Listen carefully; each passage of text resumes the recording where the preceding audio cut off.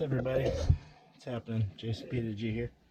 I'm going to show you how to remove a Can-Am X3 clutch. Not remove it from the machine, but disassemble it. Right there.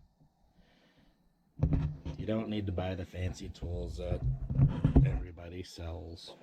It's simple. Just get your clutch pulling stud. I'll pull it out.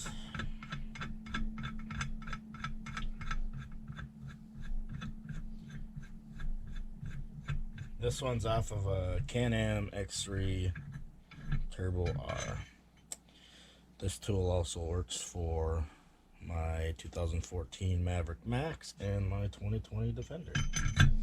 So you just, once you get the clutch off your machine, you know, both shoes, screw this in. Probably make a mockery out of me and be a little stiff, but you can do this easily without the tools. Screw that down. I like to leave about a 1/4 inch straights of an inch between. Get yourself a beefy hammer, 3 pound, 4 pound. Don't mess around with a claw hammer or anything.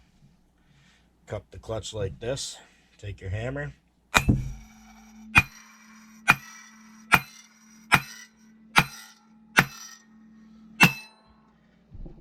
They can be stubborn, just keep whacking.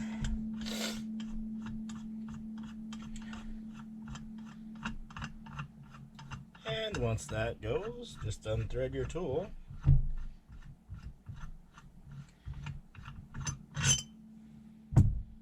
slide that off, just like that. Easy peasy lemon squeezy.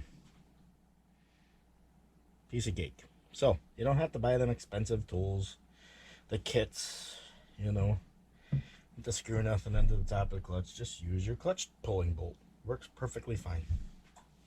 Have a good day.